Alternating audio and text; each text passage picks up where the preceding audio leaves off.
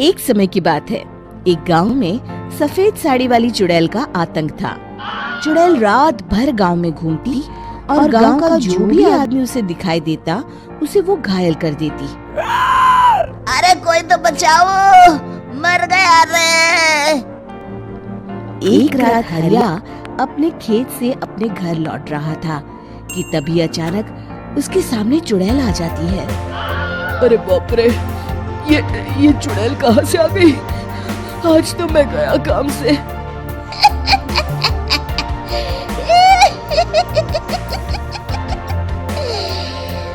आज मुझे मेरा शिकार मिल गया। अरे चुड़ैल दीदी, मुझे छोड़ दो। जैसे ही चुड़ैल हरिया की तरफ बढ़ती है, हरिया वहाँ से भाग जाता है और अपने घर के दरवाजे पे पहुँचता है। अरे भगवान, जल्दी से दरवाजा खोलो, मेरे पीछे चुड़ैल पड़ी है। हरिया की पत्नी जल्दी से दरवाजा खोल देती है। अरे आप इतना हाफ क्यों रहे हैं? अरे मेरे पीछे चुड़ैल पड़ी है, आज तो मैं बाल बच गया। जल्दी से सभी दरवाजे और सभी खिड़कियों को बंद करके बत्ती बुझा दो। तभी चुड़ैल हरिया के घर के पास पहुंच जाती है। अरे वो आदमी कहाँ गायब हो गया? मैं भी देखती हूँ आखिर कब तक बचेगा। मैं अपने शिकार को इतनी आसानी से नहीं छोड़ती। इतना कहकर चुड़ैल वहाँ से चली जाती है। वहीं दूसरी तरफ हरिया और उसकी पत्नी दोनों अपने घर की खिड़की से ये सब देख रहे होते हैं। अरे बाप रे, ये तो बड़ी डरावनी चुड़ैल थी।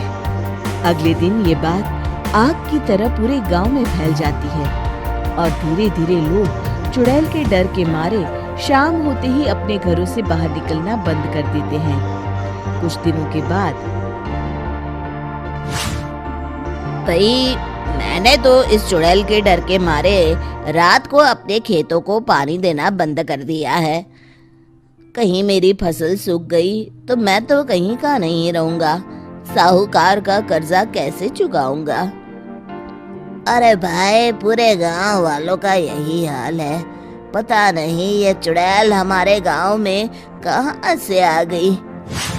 फिर एक दिन गांव के पास वाली नदी के किनारे एक बहुत बड़े तांत्रिक के आने की बात कुछ गांव वालों को पता चलती है। वो लोग जाके ये बात गांव के मुखिया को बताते हैं। मुखिया जी, नदी के किनारे एक बहुत ही पहुंचे हुए तांत्रिक बाबा आए हैं।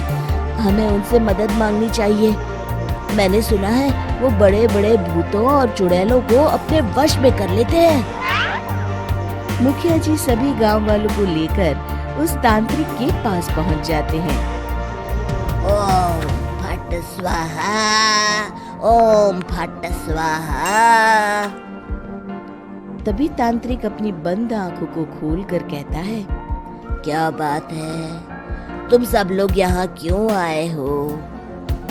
मुखिया जी उस तांत्रिक को सारी बात बता देते हैं। अच्छा, तो ये बात है। और तांत्रिक अपनी आंखों को बंद कर लेता है। मैं देख रहा हूँ तुम्हारे पूर्वजों ने बहुत पाप किए थे, जिससे ये गांव अब श्रापित हो चुका है। उसी के फल स्वरूप तुम्हारे गांव में चुड़ैल आई है। ये चुड़ैल बहुत खतरनाक है, ये किसी को नहीं छोड़ेगी। हे भगवान, मर गए रे, अब क्या होगा? तभी गांव के मुखिया जी कहते हैं, बाबा, इस चुड़ैल से हम सबको बचा लीजिए। कोई तो उपाय होगा।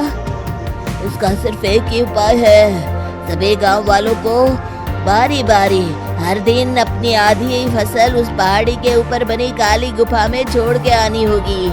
तभी उस चुड़ैल की भूख मिटेगी और श्राप का प्रभाव खत्म हो जाएगा और तुम सब जिंदा बच जाओगे। सभी गांव वाले उस तांत्रिक की बात को मान लेते हैं और वहां से चले जाते हैं। फिर अगले दिन से रोज उस गांव के लोग बारी बारी से अपनी आधी फसल उस काली गुफा के पास जाकर रखाते। कुछ दिनों बाद हरिया की बारी आती है। बाप रे, आज तो मेरी बारी है उस काली गुफा में जाने की। क्या करूं? वो तो बड़ी खतरनाक चुड़ैल है। मेरे तो हाथ पैर कांप रहे हैं।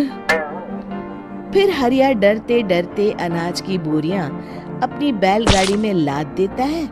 तभी हरिया की पत्नी उससे कहती है, देखो जी, संभल के जाना और किसी भी हालत में शाम होने से पहले वापस आ जाना। उस चुड़ैल का कोई भरोसा नहीं है जी। हरिया बैलगाड़ी में बैठते हुए कहता है, भगवान, मैं क्या वापस आऊंगा? लगता है अब तो मेरी खबर ही आएगी। इतना कहकर हरिया वहां से चला जाता है। रास्ते में जंगल से गुजरते हुए हरिया की बैलगाड़ी का एक चक्का बड़े गड्ढे में फंस जाता है। हे भगवान, अब ये क्या मुसीबत है? हरिया नीचे उतर के पूरी ताकत से अपनी बैलगाड़ी को गड्ढे से निकालने की कोशिश करता है। बहुत देर मेहनत करने के बाद हरिया की बैलगाड़ी उस गड्ढे से बाहर निकल जाती है। हे भगवान, अब तो शाम होने वाली है। आज तो मैं गया काम से। जैसे तैसे हरिया काली गुफा में पहुंच जाता है। अरे मर गया रे, यहाँ तो चारों तरफ डरावना माहौल है। मैंने यहाँ आने में बहुत देर कर दी, कहीं चुड़ैल नाराज ना हो जाए। हरिया अनाज की बोरियां वहां रख के जैसे ही जाने लगता है, तभी उसे किसी के आने की आवाज सुनाई देती है।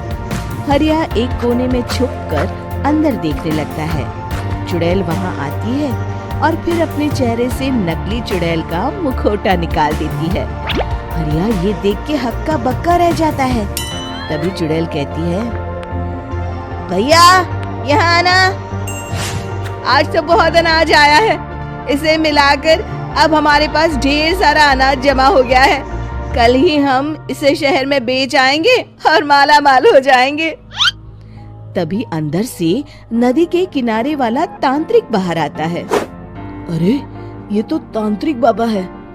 हाँ, अब तो हम दोनों की जिंदगी मजे में कटेगी।